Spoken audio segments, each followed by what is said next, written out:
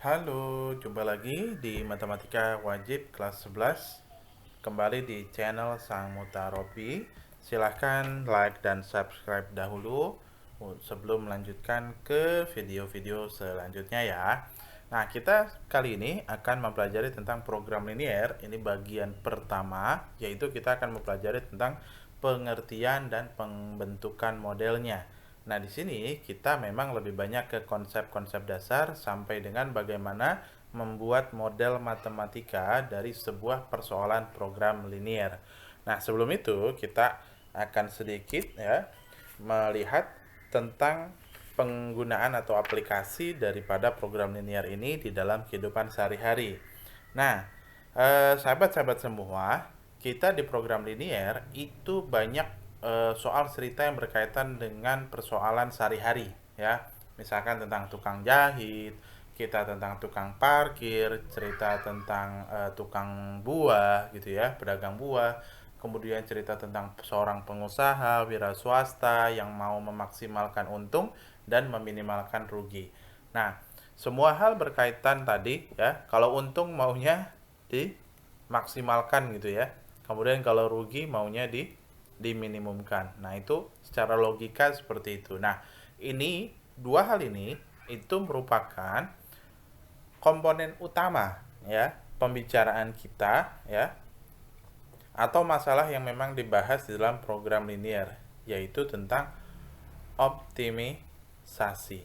Nah, apa itu optimisasi? Sebenarnya samalah dia dengan kata optimum atau kata optimal gitu ya. Mana yang pernah kalian dengar katanya? Nah, tiga ini itu berkaitan dengan urusan maksimalkan dan minimumkan ya. Karena nanti kita tidak jauh-jauh ya, pasti urusannya dengan untung, urusannya dengan rugi, urusan dengan banyak penjualan ya dan sebagainya. Nah, optimasi dan optimum ini sangat berkaitan nanti dengan syarat gitu ya, kendala atau juga batasan yang dimiliki gitu ya. Karena apa? Karena kalau misalkan pengen maksimum untungnya, pasti kan sebuah perusahaan, pabrik gitu ya atau UKM itu kan punya batasan tersendiri. Oh, orangnya sedikit gitu ya. Kemudian bahan bakunya tidak banyak ya, cuma ada segini dan banyak macam-macam ya. Salah satunya juga modal gitu ya. Nah, syarat, kendala atau batasan ini juga sangat mempengaruhi daripada kondisi optimum atau optimal dalam proses perhitungannya. Nah, di sini kita juga akan melihat berikutnya tentang pengertian daripada program linier. Nah, simpelnya program linier itu dia merupakan metode atau prosedur untuk menentukan nilai optimum dari suatu persoalan linier. Nah, namanya metode prosedur berarti langkah-langkah ya. Nah, yang pertama, di dalam program linier itu ada yang namanya fungsi objektif atau fungsi tujuan.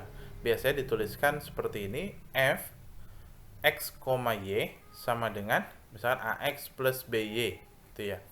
Anggaplah misalkan saya mau memaksimalkan, saya mau jual apel dan jual jeruk gitu ya. Nah, harga jeruknya berapa? Harga jeruknya 2000 per kilo ya, ditambah dengan jeruknya berapa? Jeruknya 1000 per kilo. Nah, ini adalah fungsi objektif ya. Dengan maksud apa? Dengan maksud memaksimumkan. Kenapa? Karena tadi di situ ada harga penjualan. Nah, kita langsung saja berlogika gitu ya. Oh, ini penjualan, berarti maunya maksimum dong, nggak mau yang minimum. Nah, kemudian kalau misalkan kita pakainya rugi, misalkan ruginya berapa? Oh, ruginya misalkan kita ambil misalkan barang A dan barang B. Wah, barang yang A dan B gitu kan kerugiannya itu 200 gitu ya untuk barang A. Kemudian rugi yang B itu sekitar 100.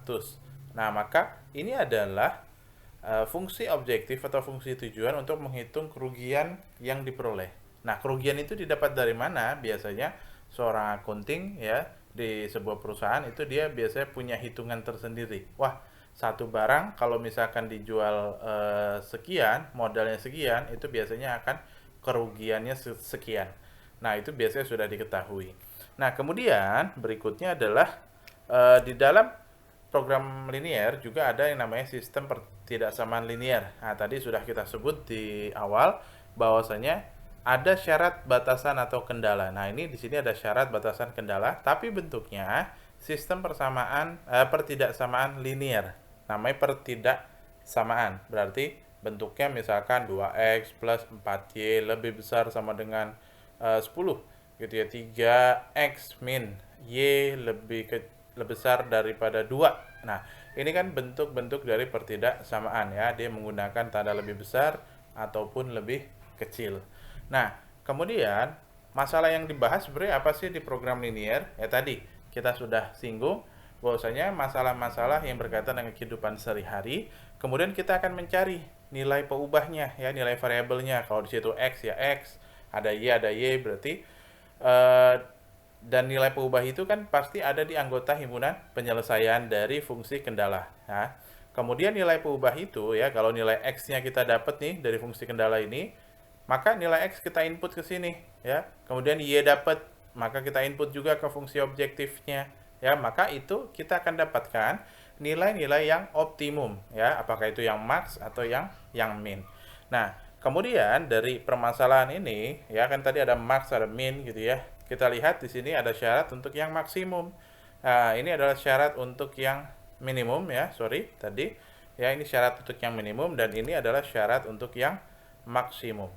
Nah, jadi kalian bisa perhatikan apa bedanya? Bedanya ada di sini ya, di tanda lebih besar untuk yang minimum, yang maksimum tandanya lebih kecil.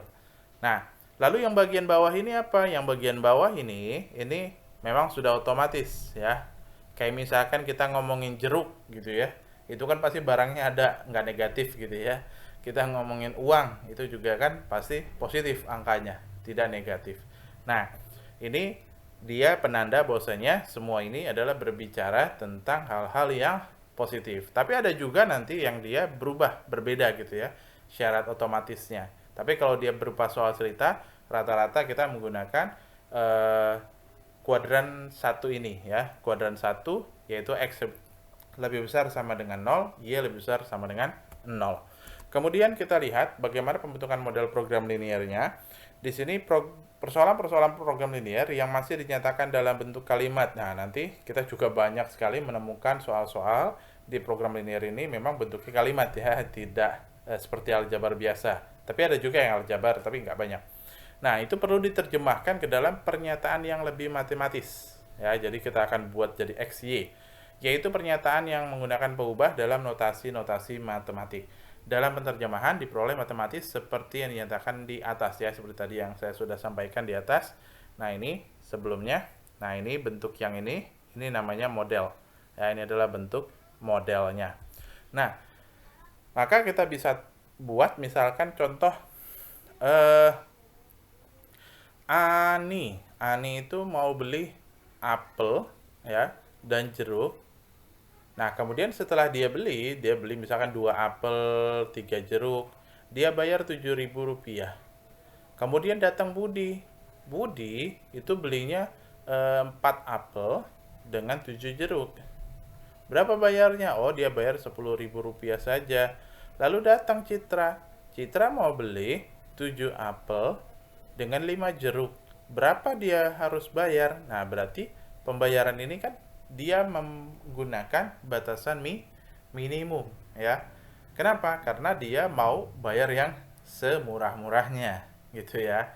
Nah, oleh sebab itu maka kita akan gunakan apel, jeruk, dan Ani, Budi, Citra itu ke dalam sebuah tabel. Bagaimana tabelnya? Tabelnya kita akan bentuk seperti ini. 1, 2, 3 ya.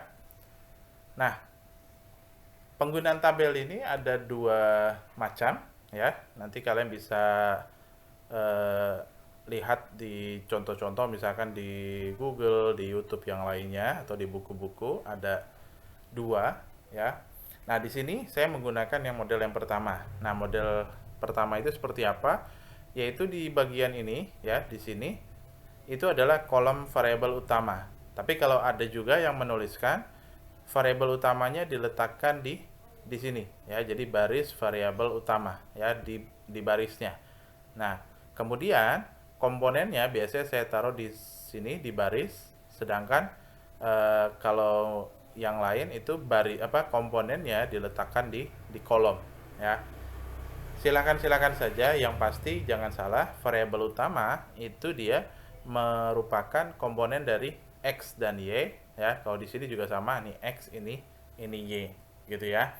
Nah, kemudian ini saya hapus dulu.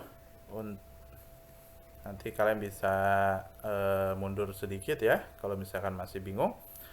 Kemudian berikutnya kita akan input nilai ini Ani, Budi. Kemudian ada apel, jeruk. Nah, manakah yang merupakan variabel utama? Yang mau kita cari siapa? Kita lihat saja apa yang ditanya di soalnya. Soalnya itu kan si Citra yang datang terakhir, dia mau beli 7 apel dan 5 jeruk. Berarti itu adalah tanda bagi kita bahwa apel dan jeruklah yang merupakan variabel utama, gitu ya. Nah, di sini adalah apel, kemudian di sini jeruk ya. Nanti di sini dia perwakilan X dan perwakilan Y. Nah, kemudian kalau di komponennya berarti di sini adalah Ani, kemudian di sini Budi. Nah, di bawah ini apa? Di bawah sini adalah F objektif ya. F objektifnya tadi kita menggunakan yang minimum. Nah, minimumnya berarti apelnya dia 7, kemudian yang ditanya jeruk adalah 5. Ani beli berapa? 2. Jeruk beli berapa? 3. Bayar berapa? Rp7.000. Kemudian apel yang dibeli Budi 4, jeruknya 7, bayarnya 10.000. Nah, seperti ini bentuknya. Kemudian kalau yang ini, yang di bawah, yang tabel kedua, ini berarti di sini apel, di sini jeruk, ya. Nah, kemudian di sini Ani, di sini Budi. Nah, yang bernilai X dan Y adalah yang ini, ya. Ini X, di sini Y, ya. Nah, Aninya beli 2, jeruknya 3, bayarnya 7.000. Sama di sini objektif juga, ya. Kemudian Budinya di sini 4, di sini 7, di sini 10.000. Nah, bacanya bagaimana? Baca dari kiri ke kanan kalau yang pertama, ya. Kalau yang kedua tabelnya ini bacanya dari atas ke bawah, ya. Bentuknya, ya, mau yang tabel pertama mau tabel yang kedua sama saja, yang pasti kalian harus bisa menggunakannya ya. Ketika terbalik maka kalian bisa menggunakan. Nah, kita lanjut saja bagaimana modelnya. Yang pertama adalah F objektifnya. F objektifnya berarti minimum dari F X, Y sama dengan 7X ditambah 5Y. Kemudian syaratnya apa? Oh, syaratnya yang pertama itu adalah 2X plus 3Y lebih besar dari sama dengan 7.000. Kenapa lebih besar? Karena dia opsinya minimum. Lihat lagi tadi model ya. Kemudian yang kedua adalah 4X plus 7Y lebih besar dari sama dengan 10.000. Nah, kemudian yang ketiga dan keempat ini secara otomatis X lebih besar sama dengan 0 dan Y lebih besar sama dengan 0. Nah, ini adalah contoh untuk pembentukan model dari program linear. Kita langsung ke contoh soalnya. Seorang tukang jahit ingin membuat 2 model kemeja, ya. Nah, dari 2 model kemeja ini ada kemeja pertama dan kemeja kedua, ya. Ada kemeja model pertama, ada kemeja model kedua. Kemudian kemeja model pertama juga dia punya harga, model kedua juga punya harga. Kalau kita buat di sini tabelnya langsung ya. Berarti di sini kemeja pertama, model pertama dan model kedua. Ini sebagai X, ini nanti sebagai Y. Saya gunakan tabel pertama ya. Kemudian kemeja model pertama itu butuh apa? 1,5 kain jenis pertama. Ini ada kain 1, ada kain yang jenis kedua. Kain 1 di model pertama itu 1,5 meter, kemudian 0,5. Kemudian di kemeja kedua itu butuh 1,4 dengan 0,6 ya. Nah, kemudian kain pertama itu ada berapa? Oh, di sini diketahui kain pertama cuma tersedia 180 meter. Kain kedua ada, oh ini angkanya adalah 70 ya, 70 meter. Maka yang ditanya apa? Memaksimumkan ya. Kita bisa tulis di sini maksimum dari harganya 45.000 untuk kemeja model 1 dan 48.000 ya di sini. Nah, tandanya biasanya objektif, itu biasanya tidak ada embel-embel yang lainnya kecuali apa yang penanda dari soal itu sendiri tentang variabel yang ditanyakan. Nah, kemudian kita sudah bisa langsung membuat modelnya. Modelnya yang pertama adalah F objektifnya, berarti dia memaksimalkan dari F, Y.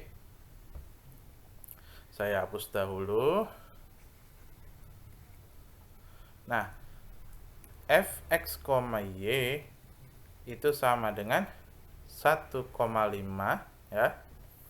Ditambah berapa? 1,5x ditambah 1,4 Y ya, sama dengan 108. Maaf. Fungsi objektif ada di mana? Fungsi objektif adanya di bagian bawah ya. Nih, di bagian bawah sini ya. Ini fungsi objektif 45.000x ditambah 48.000 Y. Nah, kemudian yang ditanya berikutnya di model itu adalah syaratnya. Syarat yang pertama itu adalah 1,5x ditambah 1,4 Y. Kalau untuk maksimum berarti tanda lebih kecil sama dengan dari 180. Ya, secara logika juga kan di sini tersedia 180, berarti nggak mungkin lebih besar ya. Pasti dia menghabiskannya pas mentok di 180 atau lebih sedikit ya. Kalau lebih maka sudah tidak bisa lagi dikerjakan. Kemudian yang kedua itu 0,5 x ditambah 0,6 y kurang dari sama dengan 70 ya. Bacanya seperti ini ya. Ya, ini x, ini y ya, ini x, ini y dan berikutnya. Nah, kemudian syarat yang 3 dan 4 ini otomatis jangan lupa dituliskan, yaitu x besar dari 0 dan y lebih besar dari sama dengan 0. Nah, demikian ini adalah model matematika yang dipertanyakan. Kemudian kita lanjut ke contoh yang kedua. Seorang manajer ingin minimumkan biaya pemasangan iklan produk ya. Dia berarti sudah langsung diketahui bahwa ini adalah persoalan minimum ya. Nah, kita buat tabelnya dahulu karena ini komponennya agak cukup banyak ya. Di antaranya untuk mencapai 7.200.000 calon pembeli dan 6.400.000 di antaranya berpenghasilan di atas 45 juta per tahun. Oh, ini berarti dia adalah variabel utama karena ini adalah yang ditanyakan. Ini kan dia mau mencapai ya. Apalagi ada kata minimum di sana. Berarti di sini adalah minimum ya. Kemudian di sini ya di kolom utamanya itu adalah koran.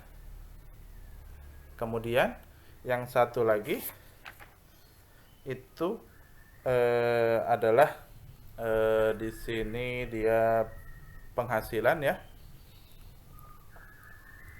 Nah, kemudian di sini ada calon pembeli.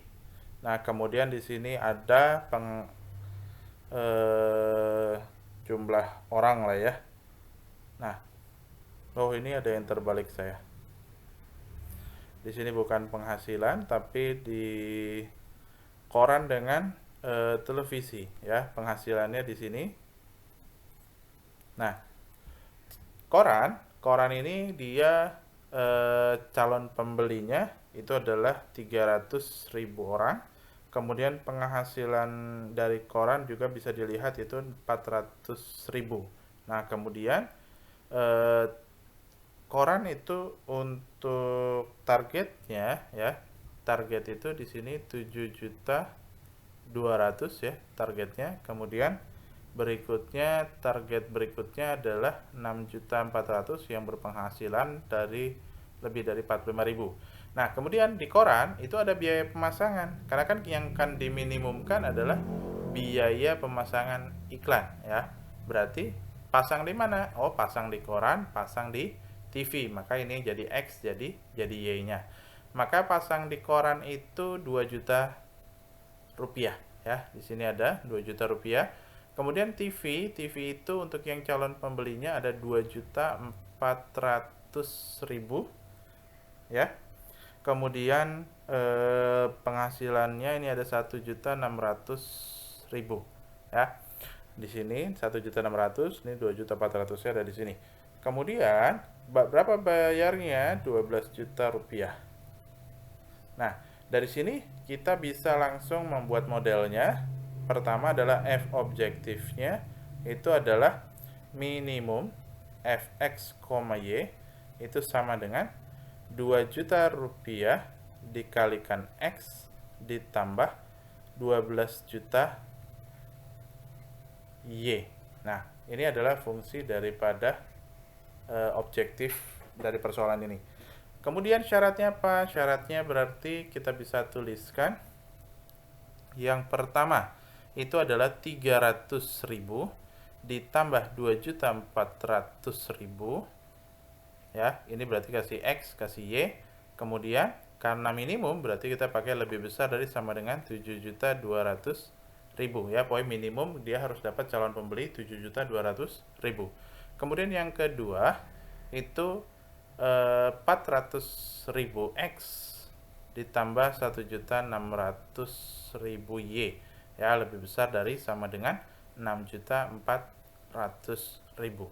Nah, kemudian yang ketiga dan keempat syaratnya itu otomatis X lebih besar dari sama dengan 0, Y lebih besar sama dengan 0. Karena di sini berhubungan dengan uang ya, dengan modal, maka dia tetap nilainya positif.